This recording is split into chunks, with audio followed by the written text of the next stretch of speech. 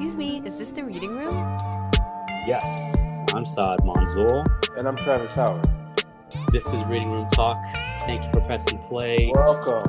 Welcome. I'm going to let Travis do the introduction. No, today. we got a special guest, and I'm so excited to have her on the podcast today. Yes. We have Dr. Jackson-Bey, Dr. Tia Jackson-Bey here. How are you today? I'm well, Trev. Thanks for having me. Oh, it's my pleasure. It's my pleasure. Yes. Tell me, Tia, we like to start out and talk about our journey and start out with the most difficult class you had in medical school. Or rotation. Oh, okay.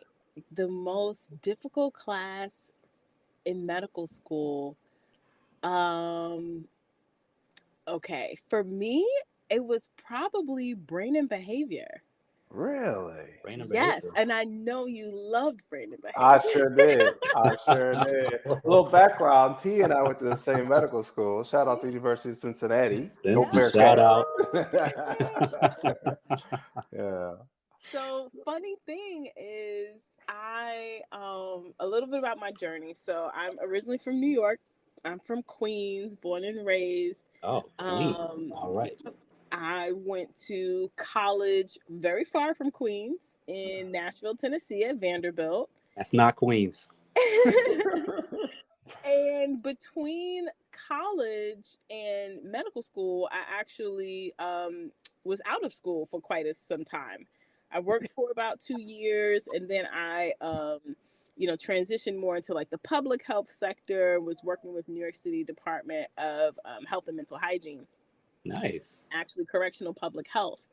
Now, I'm very grateful for my time doing public health. I really do feel like it's a calling. Mm-hmm. But the way I found myself there was because I was discouraged in undergrad from pursuing a medical degree.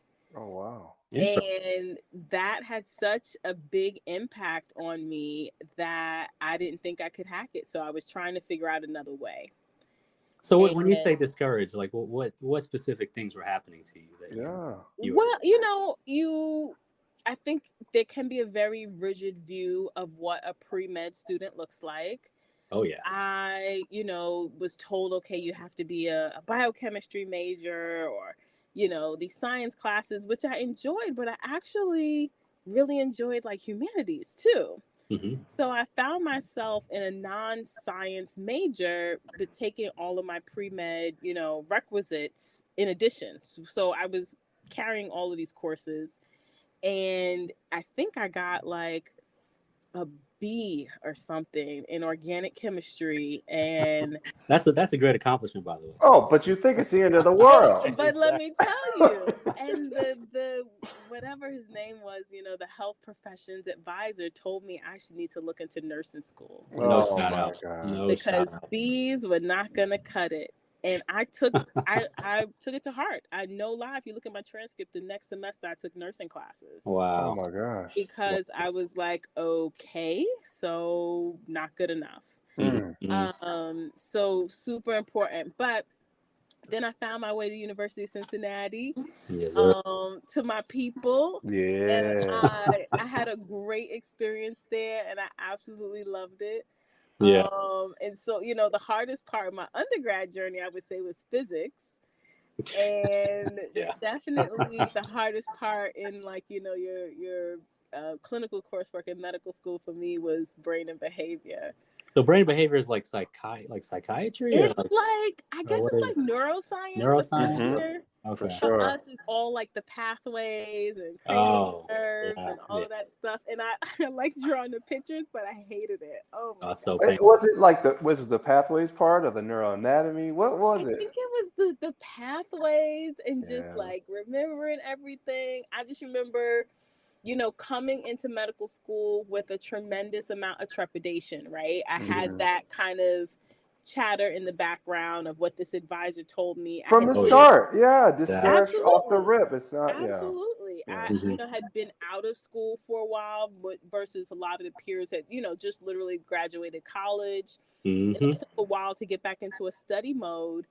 And it was a struggle, you know, initially, but luckily I found my stride. I mean, I never failed a class or, you know, anything like that. Major. But I just remember brain behavior was like the end of the first year, and that was like the straw that broke me. I was like, why? But, you know, made it and progressed on. Yes, and, you did. You know, Yeah. I'm so happy I did. Oh, that's so good. I mean, that's important because, you know, we've talked to people and like, you know, there's like, you know, like you went through kind of a traumatic experience and, you know, somebody telling you you're not going to be able to make it. And, you know, some people can have post-traumatic, you know, stress. And it sounds like you just kind of turned into growth where you're like, you know, I'm going to make this happen for myself, like regardless, you know. How'd you do that? How'd you do it, Tia? To God honest truth, I don't know. You know, I definitely had to kind of forge my own path from the beginning. So, you know, back to my Queens days, I was in, you know, special schools that were outside of my neighborhood. So I always had to, you know, take an extra bus. And then for high school, I had to take, you know, I call it a bus and 3 trains, you know, to get to school in New York City on a, you know, navigating. That always trips me out. I see like 10-year-olds on the train by themselves. Like, yeah, wow. I mean, I think about it now and I think it's hilarious. Yeah. But, you know, I was definitely using like city buses at like 8 or 9, you know. Amazing. That's amazing. But, you know, no one in my family had done this before. No one that I could really recognize in my community had done this before. And I literally was kind of learning as I went along. It was not my parents, you know, kind of on my back. It was more me saying, okay, I think this is what I do next. And they looking at me like, is it? Yeah. Wow. I think this is what happens next. And, you know, and luckily, you know, seeking advice from advisors, you know, unfortunately you're going to get people who naysayers, but you know, there were always opportunities for me to just, you know, thank God we're in the age of the internet, look things up, kind of figure it out. You know, I never had no qualms about walking up to someone and saying, hey, I want to do this, you know, could you help me? You know, major key right there. Yes, for sure. Yeah. Background on getting into University of Cincinnati. So I had another medical school interview close by, and I think Cincinnati was a place that I hadn't heard back from yet. And so I just called the school and like totally was like, listen, I'm gonna be there. I'm not from the area. You know, could I come for an interview at the same time? Yeah. And, you know, they granted me an interview, and Dr. Collins, still to this day, will say, like, you know, I walked into the room and he was like, who is this person? Because he didn't handpick me, right? Who let her in here? Yeah. That's great. It's so funny. And I had an amazing interview there, and, you know, obviously was able to matriculate there. So you guys got a little mini HBCU going on over there. Man, I'm telling you, we had a group. We had a good group, supportive group. It was supportive, and it was, you know, it worked for us. We had, I mean, to be honest, under Travis, we were studying. We had help. A class ahead of us, which makes a big difference. You know, we had tutors who were free of charge and who were other classmates, you know, either a year above you and stuff like that, that could help. And an environment where it was okay to just sit and learn and study. And that really made a difference, you know? Absolutely.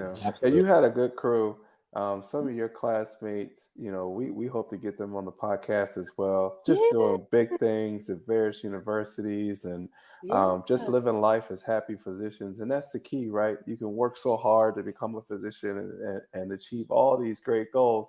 But these, you know, we're talking about some people who are truly happy and taking care of people and trying to make this world a better place. So yeah, that group that you have, I know that you gleaned some strength from them when it got tough, but also like that glowing personality that you have, Tia, when, you know, you're not afraid to walk up to somebody and ask them for help or even just pick their brain. And that's something, that's a gem that you dropped. So please, you know, it's hard for some people to do that. I get that. But if you can, people are willing to help if they know. If they know.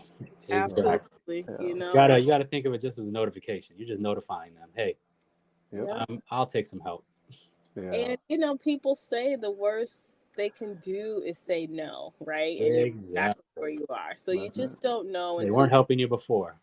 and I mean that's really like a ongoing, a lifelong lesson, even for me, because the phase is mentorship and sponsorship, obviously giving back, but then we all need those connections as we kind of navigate our career and what's the next step, what's the next choice and options, and so it's an ongoing thing for sure. That's awesome. That's awesome. I think you got that. It just seems like you're able to like the skills from like just riding the buses and riding the riding the train by yourself. She's a New Yorker. You're not going to be shy about asking for these things. So that's awesome. So, but tell us, how did you end up from Queens? Like, how did you find your way to like Vanderbilt? Some crazy tough school to get into, and what other schools were you looking at? And it's a serendipitous thing. I had this idea, I don't know what it was, growing up in a different world era, where my idea of going to college was to go away. So I really didn't apply to many schools that were close to where I lived or local. My older sister went away to college. Like, it was just this thing. And so I just applied to a lot of schools out of state. And when it came down to it, Vanderbilt is the one that gave the biggest scholarship and financial aid package. And my mother said, "Oh, you're going there." And I was like, "What? Tennessee? That's not the plan." That's right. That was just, a little school to add on. I think my college counselor added it. Actually, I think her daughter's friend was going to law school there. Oh, wow. And she said, "Oh, it's a really nice school, and you're applying to Duke, you're applying to Emory. Maybe you should just add this one too." And I was like, "Okay, fine." And lo and behold, that's where I ended up. Oh, that's so good. It was interesting. At the time I was a Vanderbilt student, they were really working hard to diversify the patient or the student body, I should say. And it was a work in progress. It was not the Vanderbilt that it is today. It was very Southern. It had a reputation as, some people call it the Harvard of the South, but it was really like a country club. Oh, yeah. It was a place for very wealthy, white, Southern Christian children to go. Yep. And it was a big clash, a big culture shock, growing up in New York City, where we saw everyone. I grew up in a predominantly Black neighborhood, but then I went to high school and it was basically like United Nations. Like, we had over 100 countries represented and, tons of languages spoken. And then I was like dropped off on a country club, and I was like, "Come again?" Oh man! Now, did you find some friends, or like, how did you kind of assimilate? So the funny thing is, my class, because they were trying so hard with the diversity efforts, we had the largest number of African American students that they'd ever had in one class, and we were maybe like 100 out of 1,600, something like that. Wow. Yeah, it had doubled. It had doubled since the year before, so it was 50. Yeah. So it was a big shock. I think, unfortunately, at the time, they were trying really hard, but didn't have all of the supports in place. Right. Especially because kids were coming from all over the country, and so even to get together, there were still differences amongst us. But I will never downplay my experience there. I had a wonderful educational experience aside from that, dude telling me to apply to nursing school. There were a lot of opportunities. I was able to travel, was able to really enjoy my undergraduate major. I still wish I would have taken more, language and history classes. Yeah. And then you move on, you go from there. Yeah. Wow. So you get to Cincinnati. And you're making it through first and second year. You've made it past neuroanatomy. Yep. And the pathways, and then you find yourself to OBG. How do you get to your specialty? And tell us what you do in your specialty and how wonderful that is for you. Yeah. So what I do, my day job is I'm called a reproductive endocrinologist and infertility specialist. The acronym for our subspecialty is REI, like the sporting goods store. Mm-hmm. But we are a subspecialty of obstetrics and gynecology, and I primarily deal with anything that has to do with human reproduction. So either, individuals or couples who are having problems getting pregnant, or people who have, maybe medical conditions that affect their fertility. And therefore they're looking to preserve their fertility, like cancers that couldn't, if they need a special surgery or chemo, and we know that that's going to affect their fertility in the future. Now we're dealing more with, persons who are transgender and maybe want to preserve their fertility before they undergo like hormone therapy that can change their options in the future. And, we do surgery and all of these different things. The mainstay, I think, is that we see a lot of patients who deal with infertility. And, one of the most common treatments we use is in vitro fertilization. Yeah. Now, can you explain that to our people who have not made it to medical school yet? Yeah, absolutely. So, if a couple is trying to get pregnant and, either one or two things, either in the relationship, there's no sperm or no eggs, like in a same-sex couple, or if they've been trying for, 6 months, a year or more and haven't achieved a pregnancy, and that we consider that to be infertility, and they would come to see somebody like myself. In vitro fertilization is a process by which we help to grow multiple eggs.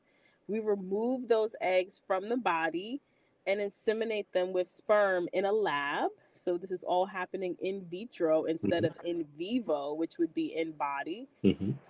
Create embryos, which is the very early stages of, a pregnancy. And then we would transfer an embryo back into a uterus in order to achieve pregnancy. And craziness. It is amazing. Oh my God.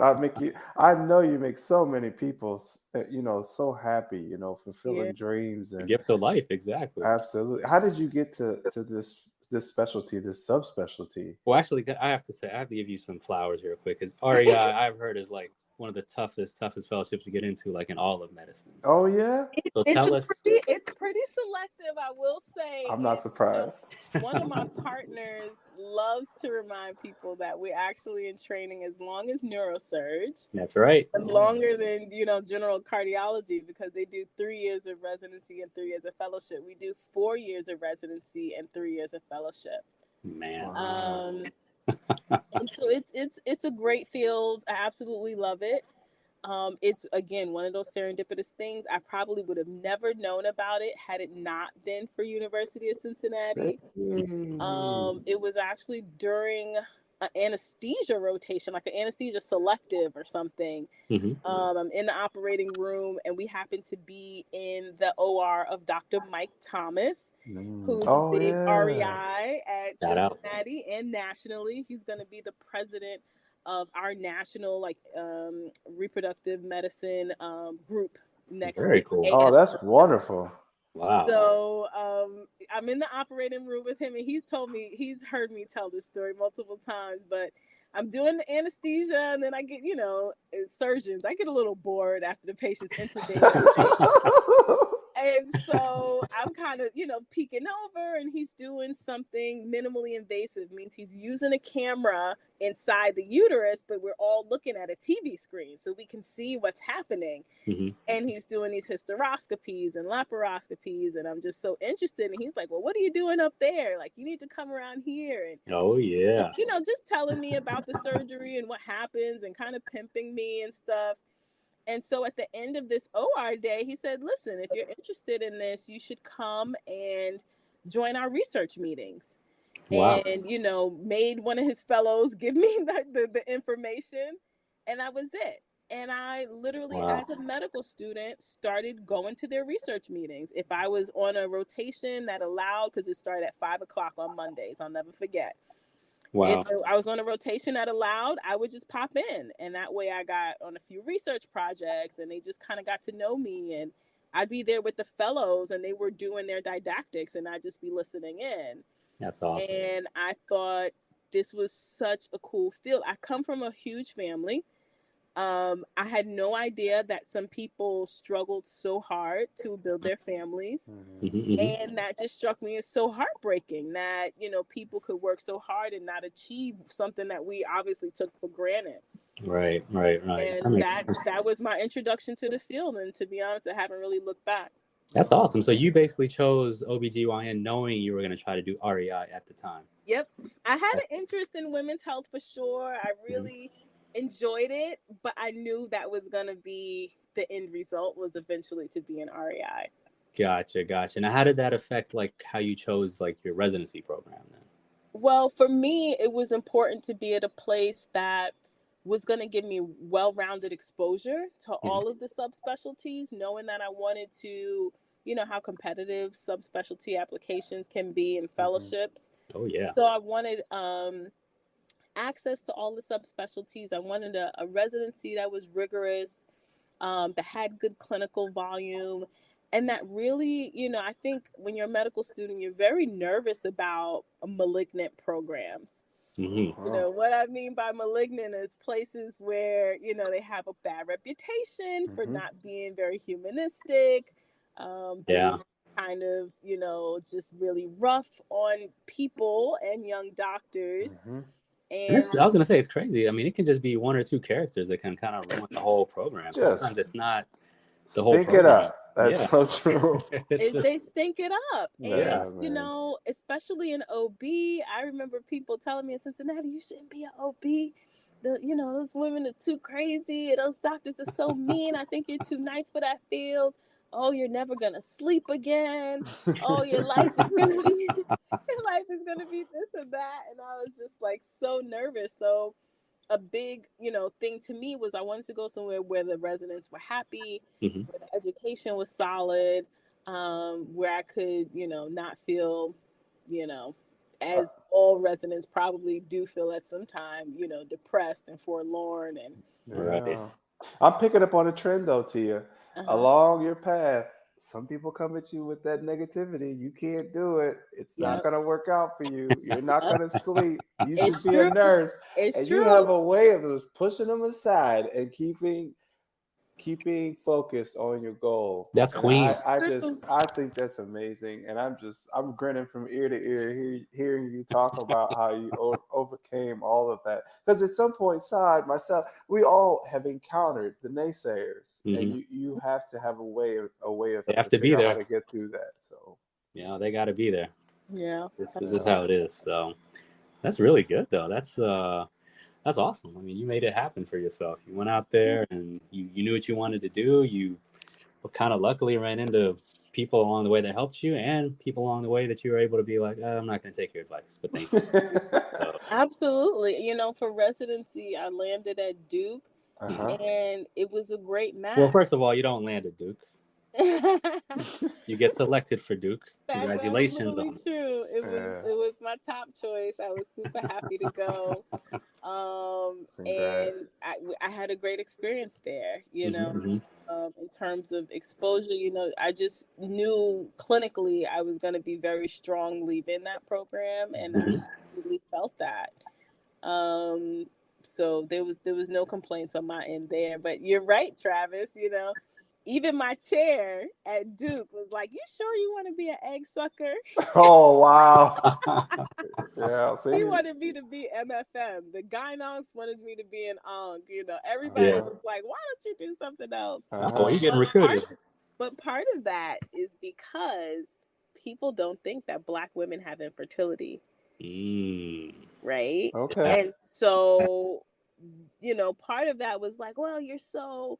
you know, you love to serve the underserved, and you're not going to see any underserved in infertility care. Like, that's for rich white women. Oh, touche. Oh, that little young baby brain said, no, that's not true. There you go. Talk about that. Talk about it. That is so real. That's so real. Because, you know, I was going to say, I mean, we're both radiologists, and we were kind of told the same thing. It's like, why don't you go do primary care and help people that way? Don't you want to see your people? But like, no, you can help your people in any way. But what you're really shedding light on is the fact that there are there's a population of African Americans, minorities, or there are people who need your help in doing what you do, but you have a skewed view. Most people have a skewed view and not thinking that there are infertility issues in those communities. So Exactly. yeah, again, you stayed focused on your goal, and now tell me what you do from day to day. Like who are you seeing, and what are your efforts to help improve or decrease that healthcare disparity?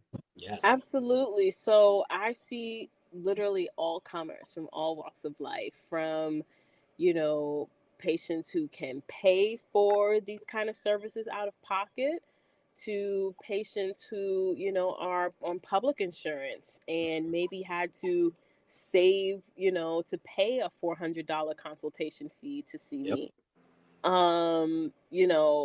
I really enjoy working in the practice where I work. I'm back in New York City. Oh, wonderful. yeah. I work in Brooklyn.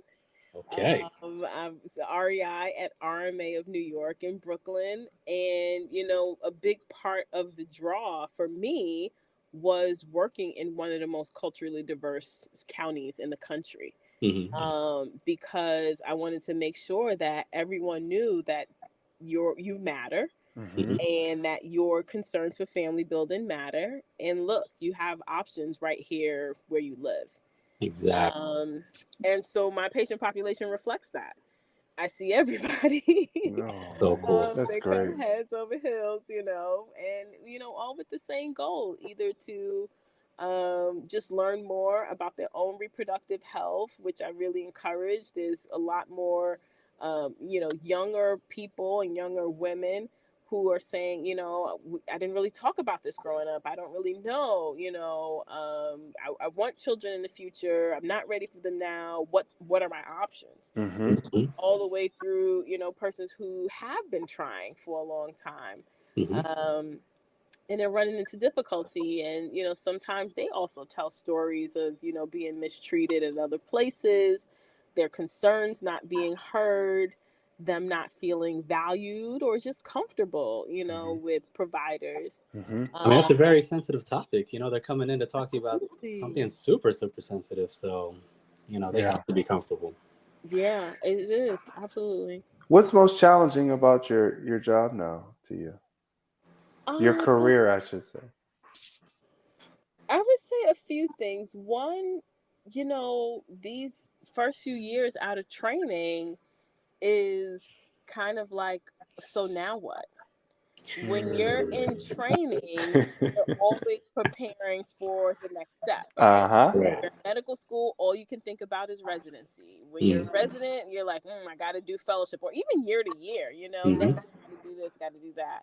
You're a fellow, you're learning and you're growing, but then you're thinking about your job, or your academic CV. Mm-hmm. Yep. Get the job, and then you're kind of like, well, what is it really that I want to do? And that takes some time. That takes some, kind of refining. I think for me, it takes some mentorship as well. Yeah. You can always have mentors. Doesn't matter what Yeah. stage in life you are. There are always Absolutely. mentors. And You they should help. have mentors. Yeah. Yeah. So that's actually, that's a challenge, not a negative one, but it's something that, I kind of revisit from, time and time again, is how do you kind of keep yourself engaged and not just kind of get on this conveyor belt, but really direct yourself in the way that you want to go. And sometimes it takes a while to define where it is you want to go. Yeah. That's great self-reflection, that I think that helps you keep your finger on the pulse, and it helps you grow, Absolutely. Yeah. Wow. And I was gonna say, so like you're in Brooklyn, you're seeing patients. How shocked are they when you walk into the room? A lot of them are very happy, and that makes sure. me Oh God, it's the best feeling. I'm sure. that really makes me happy that they feel comfortable.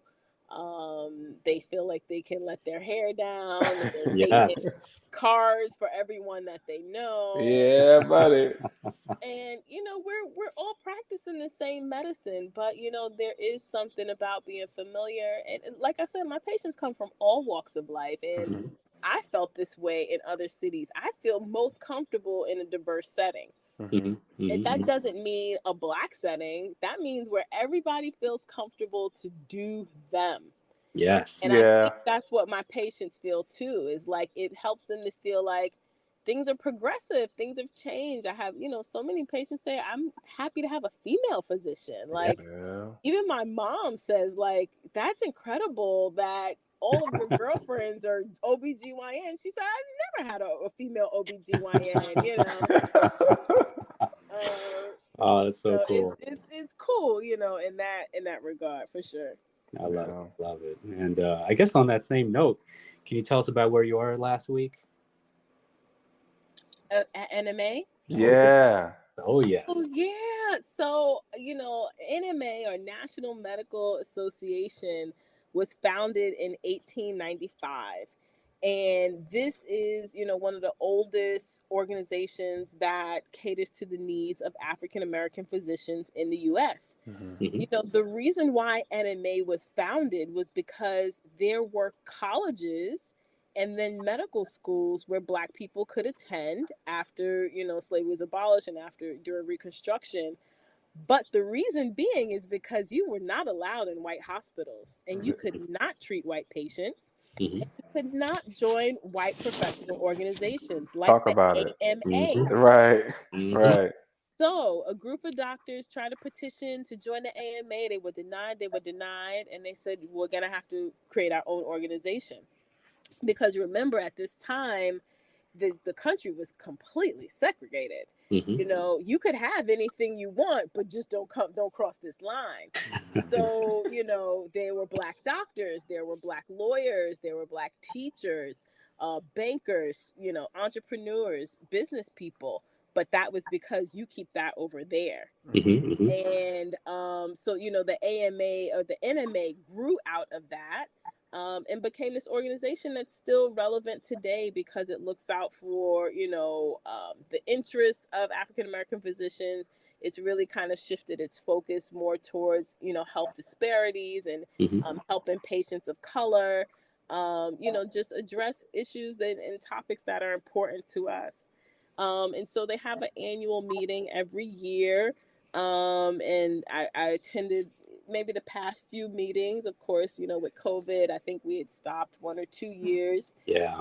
But this was the first meeting back since 2019. Mm-hmm. So people were really excited to be back, and it's always a good event. Primarily I, belong to the OBGYN section, so I'll do some lectures that are, relevant to my subspecialty, but for general OBGYNs or, for other subspecialists too, to learn what's new, to discuss some topics, and kind of, give back in that way. And then also to be poured into. Yes. I see my mentors from Duke. I see mentors who helped me. I kind of had to have a network of people during fellowship. I had a really rough fellowship experience. Mm-hmm. And, I called one of my mentors at Duke and said, I don't know. This is looking kind of hairy. Oh, wow. He said, call Erica. And I was like, I don't even know her. She's like a superstar. I can't call her. Oh. And I mean, at an NMA meeting, she talked me off the ledge. Wow. And who this is Erica who? Erica Marsh. Oh, shout out Erica Marsh. Yeah, Erica Marsh. She's now the REI division chief at University of Michigan. Oh, big things pop. A huge researcher of uterine fibroids, a condition that kind of substantially affects African American women. Absolutely. Know about those.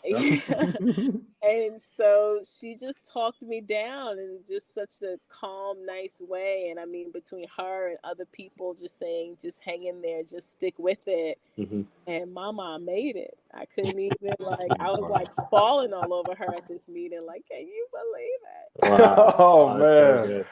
So we're going to have to talk to you again because I want to know about this Harry Fellowship experience. Yes. I want the details. And, but, oh, my gosh, you're a superstar, Tia. I'm just so happy for you. Absolutely. Yeah. Out here doing it in the middle of Brooklyn. I love it. Just back where you're from, and just helping out people with all the new information you have in your head now, which is amazing. So no, that's so good. So we'll get you out of here on this last question though. So what would you tell someone who's struggling in medical school or undergrad? I I think, the first thing is to kind of be honest with yourself about struggling, because I think sometimes it can be so shameful that it's okay. It's yeah, all right. that can, prevent you from getting the help that you need. Isolating. Don't let it happen. Mm-hmm. And back to my undergrad days of feeling a little shaky in this it was like a biology course or something. And, most of my other friends had dropped pre-med, so I'm the only one. Yeah. And I was like, I got to go to office hours. I got to sit in this person's office and they have to explain this to me. Mm-hmm. And that's what I did. And I mean, this was the professor, not a TA. Wow. Not shy. And I love it. the next exam, I got 100, and he wrote on it. He said, "Is this the same Tia?" Oh, wow. So was joking? no, but he was just, noting improvement. I was like, Yeah. "What is?" That's what it is, Wow. though. You That's already exactly how know. you do it. That's exactly But how you do it. that's you have to kind of put pride aside and seek the help that you need. If it's tutors, if it's sometimes some extracurricular, look at your schedule, see what's really feasible for you. Are you taking too many classes? Are there some things that are distracting? Unfortunately, you may have to have some commitments. I worked every semester in college, and that can be a challenge that other students maybe don't have. But at the same time, you have to kind of figure out a way to work around it. Yeah, no, that makes sense. Sacrifice. Yeah. And again, just not being shy, asking for help. Tenacious Tia. Love it. I love it. Thank you so much for being here with us and sitting down with us. We're going to have you back, and we're going to have you talk more about all these experiences and the fact that you made it. You're out here, you're doing it, and we appreciate everything that you're doing, and we'll be rooting for you, of course. Absolutely. Thank you. Yeah, till Yeah, next no time. problem. It's my pleasure. Thanks so much for inviting me. No problem. We appreciate it. Until next time, everybody, stay low and keep firing.